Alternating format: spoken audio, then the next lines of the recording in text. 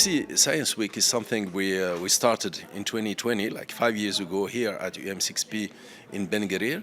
And there are many reasons why we started the Science Week. Not one, but many reasons. First one is that this university, UM6P, was conceived from the beginning. It's a very young university. It started 2017.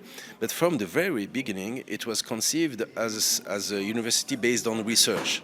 Obviously, we do a lot of education, but it was built on research. If you are doing research, you have to be at the frontiers of science. You cannot do research on something that has been discovered in 1960. It would be ridiculous, all right? So if you're doing research in any domain, in computer science, in mathematics, in agriculture, in every domain, you have to be at the top. That's what research is. Therefore, Science Week is an opportunity once a year to confront our researchers, people who are doing research here at Ben Guerir, with the top in the world. So we have the top in every domain, and they come here, and then you have to show that we are on top of it, that we can talk with these people who are, I don't know, in America, Germany, France, Japan, and to show that we can talk to them at the same level. And then that's a way to prove that we are actually at the frontiers of science. At the frontiers of science is actually the motto of Science Week.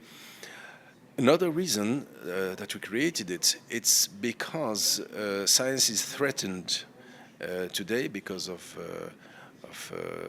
social media, because of many other things. You have now people who think that it's okay to say that the Earth is flat, or it's okay to say that vaccines create autism. It's okay, and for young people, they are kind of confused, because they hear something else on the social media. They don't know exactly what's going on.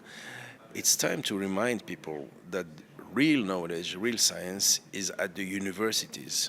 It's not on social media.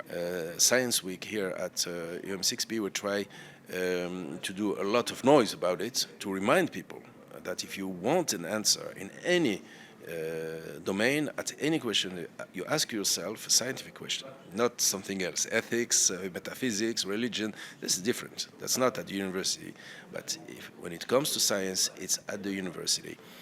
And the third reason that we created Science Week is because we are a university. It has been thought from the beginning an African university, right?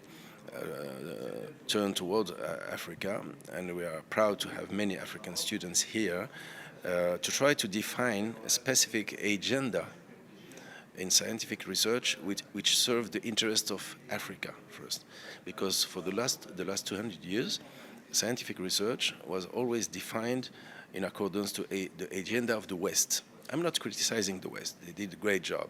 But it was the question they asked themselves that they tried to answer with science.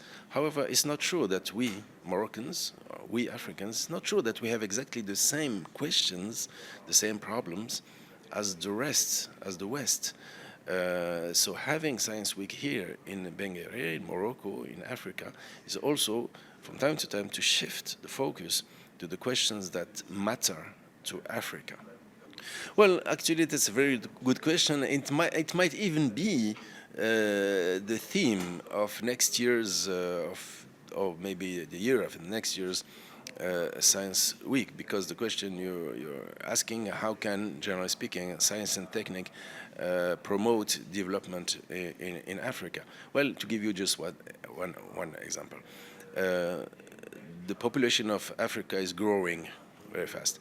You have to feed these people. You have to feed them. Okay. How are you going to feed them? Agriculture is the answer. You have to develop new kind of fertilizers. For instance, that's what OCP does, and OCP does a great job at that.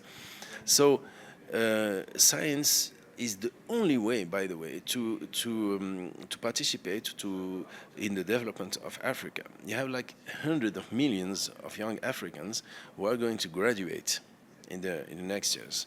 For what jobs? So you have to imagine what jobs. And most of these jobs would be in industry of services. Now you have to define, you have to have an industry, you have to have top-notch services. And how do you do that? Well, you have to train scientists. You have to train people in technical application of science. You have to train people in industry.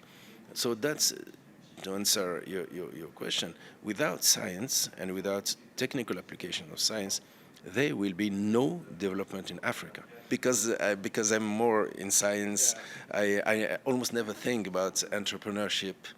I come from a family of people who think, who write, who are professors, but we never created one industry, and it's very important. And today, for instance, this morning, we had three people coming from Switzerland who are very successful entrepreneurs, and they told us, they showed the students how from one idea, sometimes from one line of coding, from one algorithm, you can start a company. A company can be very successful. This morning we had Marc Burki, who, by the way, was with me here in Casablanca in the Lycée Lyoté when I was a student in Lycée Lyoté, high school student in Lycée Lyoté. Marc Burki was with me. So he went to Switzerland, he studied, and then from one algorithm, he's now one of the richest men in Switzerland, and he manages, listen to the figures, he manages $90 billion in his internet bank.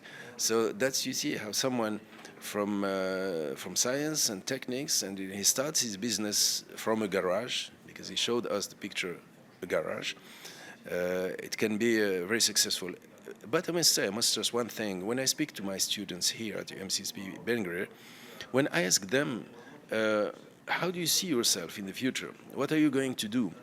To my great surprise, and it's positive, my great surprise, most of them, they talk about a project, un projet, مشروع, which is new.